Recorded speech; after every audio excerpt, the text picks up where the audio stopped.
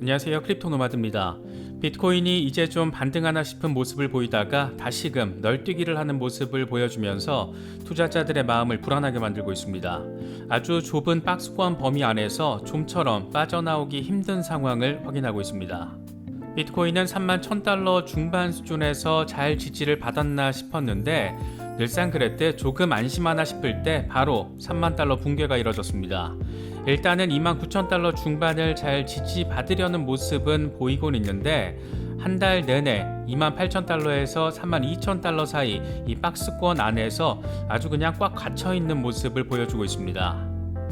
비트코인과 관련해서 최근 전해진 소식들 가운데 개인적으로는 가장 흥미로운 소식이 아닐까 싶은 그런 이슈 하나가 전해졌습니다. 미국 연준이 달러와 비트코인의 구매력을 단순 비교한 자료를 공식 블로그를 통해서 공개하면서 누리꾼들에게 거의 난타전 수준의 비난을 받고 있습니다. 이런 걸 긁어부스럼이라고 하는 게 아닐까 싶기도 한데 이 바보들은 정말 투자자들을 바보 천치로 하는 것 같습니다. 그래도 이게 꽤 의미가 있는 것은 미국 연준이 달러와 비트코인을 대등한 가치로 놓고 비교 평가를 했다라는 데 있습니다. 비트코인의 달라진 위상을 느낄 수 있는 그런 부분이기도 합니다. 온체인 데이터 분석 기업 글래스노드가 주간 인사이트 보고서를 통해서 비트코인 장기 보유자들의 손실 규모, 최근 2년 사이 최대 규모라고 밝혔습니다. 이 수치가 의미가 있는 것은 장기 홀더들의 손실 규모가 최대치를 찍었을 때 역사적으로 어김없이 비트코인의 랠리가 그 뒤에 펼쳐졌기 때문입니다.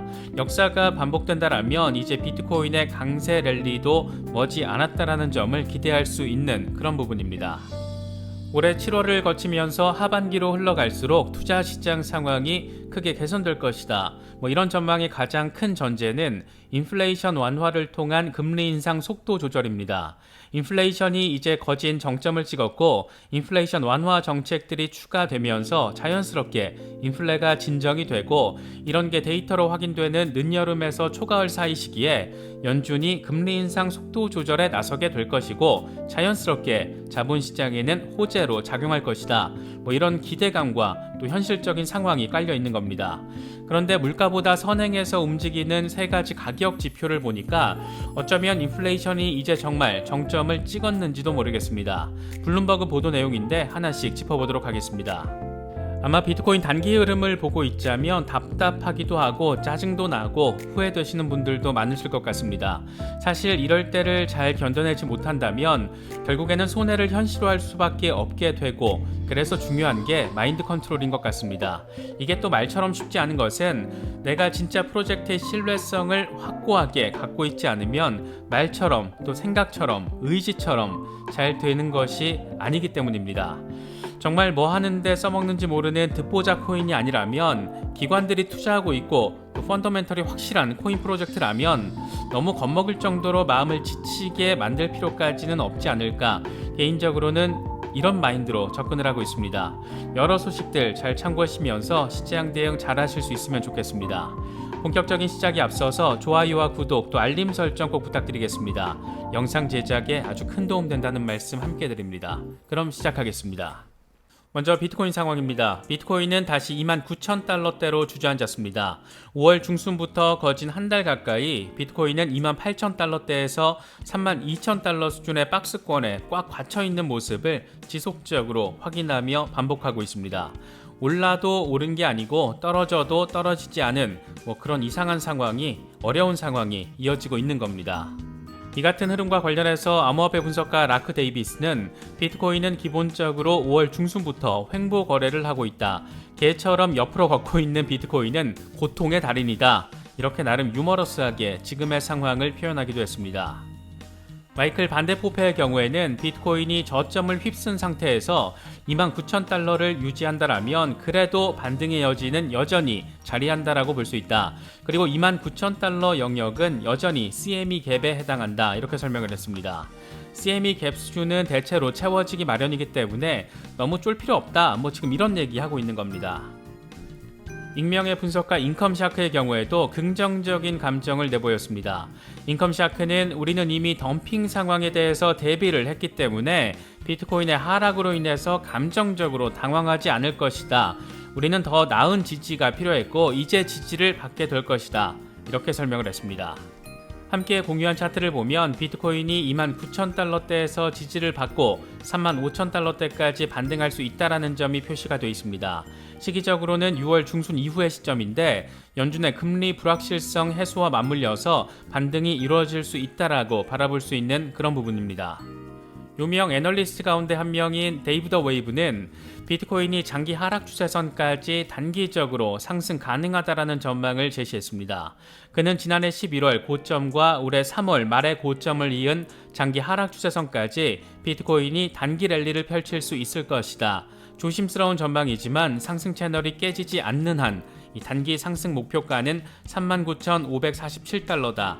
비트코인이 2017년 강세장의 고점인 2만 달러까지 하락할 거라고 믿는 트레이더들은 현재 비트코인이 신고점에서 크게 하락했다라는 점을 고려해야 하고 리스크 관리에 대해서 다시 생각해 봐야 한다.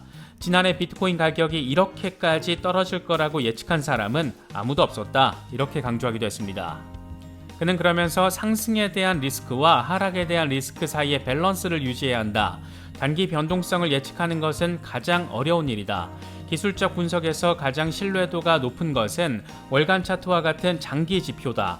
월간 차트에서 비트코인은 항상 4년 이동평균에 도달한 뒤에 바닥이 확인됐다라고 설명했습니다. 이 양반은 지난해 5월에 비트코인 하락장을 예측했고 이걸 적중시키면서 상당한 주목을 받기도 했었는데 일단 단기적으로 4만 달러 부근까지 랠리를 펼칠 수 있다라는 긍정론을 제시하고 있으니까 이런 게 좀 맞아떨어지면 참 좋겠다. 그런 생각이 들기도 합니다. 그런가 하면 비트코인 장기 홀더들의 손실이 최근 2년 사이 최대 수준인 것으로 나타났습니다. 글래스노드는 주간 인사이트 보고서를 통해서 비트코인을 155일 이상 보유한 거래소 이용자들의 실현 손실 규모의 30일 이동 평균이 5월 29일 기준으로 비트코인 시총의 0.006%에 도달해서 2년 사이 최대 규모 손실을 나타냈다라고 분석했습니다. 지난 2018년에서 2019년 약세장 당시의 장기 홀더들의 실현 손실은 비트코인의 시가총액의 0.015%에 달한 바 있습니다. 이게 지금 의미가 있는 것은 과거에도 큰 폭의 손실이 확인된 뒤에 어김없이 비트코인의 강세 랠리가 펼쳐졌었기 때문입니다. 과연 이번에도 과거의 역사가 유사한 상황에서 반복될 수 있을지 주목되고 있습니다. 중장기 투자자들에게 사실 지금의 이 같은 박스권 횡보 장세에서 조금 오르고 또 조금 떨어지고 이런 건 그렇게 아주 중요한 부분이 아닐 수도 있습니다. 오히려 비트코인의 미래적 가치가 훨씬 더 중요한 영역에 해당할 건데 이와 관련해서 미국 연준이 이번에 아주 재미있는 모습을 보여주고 있습니다. 달러와 비트코인의 구매력을 단순 비교를 했는데 괜히 말도 안 되는 비교를 했다가 누리꾼들로부터 난도질을 당하고 있습니다. 투자자들을 얼마나 바보로 생각하고 있으면 이런 허접한 내용을 분석이랍시고 공식 블로그에 올렸나 그런 생각이 들기도 하는데 그래도 비트코인과 달러를 단순 비교하면서 이 구매력을 평가할 정도로 비트코인의 높아진 위상을 느낄 수 있다는 점에서는 긍정적으로 바라볼 여지도 존재합니다. 세인트루이스 연은은 최근 비트코인과 달러로 계란을 샀을 때 그 가격이 지난 14개월 동안 어떻게 얼마나 변동했는지를 보여주는 게시물을 올렸습니다. 달걀을 비트코인으로 샀을 때와 달러로 샀을 때 가격이 어떻게 변하는지 단순 비교를 한 겁니다. 연준이 공개한 데이터를 보면 2021년 1월 이후에 계란의 가격은 14개월 동안 1.46달러에서 2.52달러로 변동했습니다. 연준은 이어서 같은 기간 동안 비트코인으로 구매를 했을 때 가격이 어떻게 변했는지를 함께 보여주면서 이렇게 밝힙니다. 미국 달러로 구매했을 때보다 훨씬 더 변동성이 큰 것으로 나타났다. 달걀 12개 가격은 2,829 사토시에서 6,086 사토시로 가격 변동이 심했다. 여기에 비트코인의 전송 비용이 최소 2달러에서 최대 50달러까지 필요할 수 있기 때문에 거래 통화로서는 단점이 명확하다. 이런 점을 설명했습니다. 비트코인 라이트닝 네트워크를 통해서 구매하면 수수료 없는데 이런 부분은 설명 안 하지? 이런 부분들도 함께 생각해 볼 필요가 있습니다.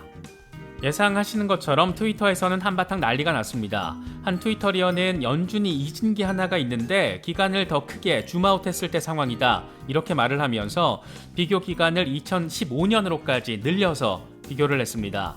달러의 경우에는 고만고만한 변동성을 보여주면서 그때나 지금이나 1달러로 구매할 수 있는 달걀의 양이 큰 차이가 없지만 비트코인의 경우에는 최근 몇 년 동안 가치가 급등하면서 훨씬 더 많은 달걀을 담을 수 있다. 그러니까 달러보다 훨씬 더 구매력이 좋은 것으로 볼 수 있다. 이렇게 확인할 수가 있습니다.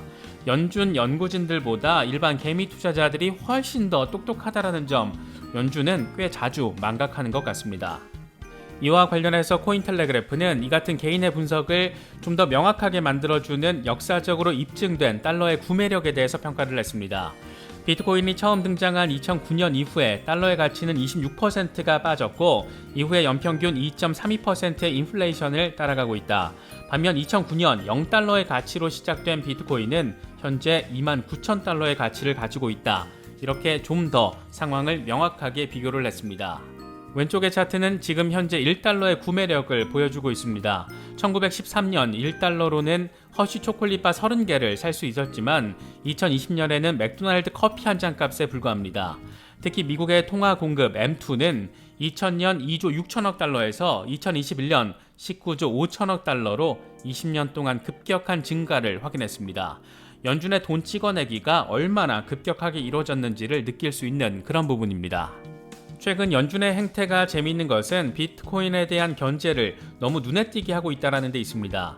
6월 6일 세인트루이스 연준은 블룸버그 설문조사 결과를 인용하면서 기술주와 암호화폐가 연준의 양적 긴축에 가장 취약하다, 이런 점을 퍼나르기도 했습니다. 블룸버그는 최근 687명이 참여한 설문조사를 통해서 연준이 6월 들어 양적 긴축을 시작했다. 이에 따라서 투기적 성격을 가진 대표적 위험자산인 기술주와 암호화폐에 가장 뚜렷한 타격이 있을 것으로 전망된다. 이렇게 보도를 했습니다. 그러면서 기술주와 암호화폐는 코로나 팬데믹 기간 강세장을 나타냈지만 이제 초저금리 시대는 지나갔다. 양적 긴축의 시대에서 이들 위험자산의 대표격인 기술주와 암호화폐는 가장 취약할 수밖에 없다라고 설명했습니다. 연준이 굳이 이걸 공식 블로그로 퍼나르면서 비트코인을 견제하는 모습, 사실은 꽤 반가운 모습이기도 합니다. 연준이 과연 언제쯤 금리 인상 속도 조절에 나설 것인가? 이건 인플레이션이 완화됐다라는 데이터가 속속 나오게 되면 자연스럽게 벌어지게 될 상황이 됩니다. 현재 이런저런 안팎의 상황을 고려해보면 7월부터 8월 사이에 인플레이션 완화 상황이 데이터로 제시가 되고 자연스럽게 연준이 9월 즈음부터 금리 인상의 속도 조절에 나서지 않겠느냐, 이런 분석들이 나오고 있습니다.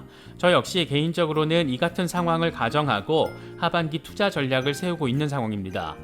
이런 상황에서 블룸버그가 꽤 반가운 내용의 분석 기사를 제시했는데 물가보다 먼저 움직이는 세계 가격 지표 상황을 보니까 어쩌면 인플레이션이 정점을 찍었을 수도 있다라는 내용입니다. 블룸버그는 전 세계 물가에 가장 큰 영향을 미치는 반도체, 해운, 비료 등의 가격 상승이 완화돼서 인플레이션이 완화될 수 있다라고 내다봤습니다. 블룸버그는 반도체 가격이 2018년 7월에 절반 수준이고 지난해 중반보다도 14% 하락했다라고 설명했습니다. 노트북과 의료기기 등 여러 제품에 사용되는 주요 부품, 이 반도체 가격이 인하되면서 자연스럽게 완제품들의 가격 역시 상승폭이 제한될 수 있다라고 바라볼 수가 있습니다. 특히 의류와 가구 등 여러 제품 가격에 영향을 미치는 컨테이너 해운 운임 역시 지난해 9월 사상 최고치를 찍은 뒤에 26% 정도 감소했고 농축산업에 직접적인 영향을 주기 때문에 식료품 가격의 방향성 지표가 될 수 있는 북미의 비료 가격 역시 3월 최고치보다 24% 수준으로 떨어진 것으로 나타났습니다. 블룸버그는 이런 주요 상품들의 공급 가격 압박이 줄어들어서 인플레이션 완화에 상당 부분 도움이 될 수 있을 것으로 내다봤습니다. 다만 아직 유로존 인플레이션이 8%를 넘어선 상태이고 미국의 인플레이션 역시 당분간 높을 것으로 예상되는 만큼 글로벌 인플레이션은 여전히 진행 중인 것으로 봐야 한다라면서 완화된 원자재 가격이 실제 소비자 가격에 반영되기까지는 시간이 걸릴 수 있다는 점도 함께 덧붙였습니다. 여기에 중국 봉쇄의 상황과 우크라이나 전쟁 상황까지 완화된 모습을 보여준다라면 하반기에는 분명 기대해 볼 법한 포인트들 여럿 존재한다라는 점을 생각해 볼 수가 있습니다. 이번에 준비한 영상은 여기까지입니다. 영상이 도움이 되셨다면 좋아요와 구독 또 알림 설정 꼭 부탁드리겠습니다. 영상 제작에 아주 큰 도움 된다는 말씀 함께 드립니다. 언제나 성토하시기를 기원하겠습니다. 시청해 주셔서 감사합니다. 지금까지 크립토 노마디였습니다.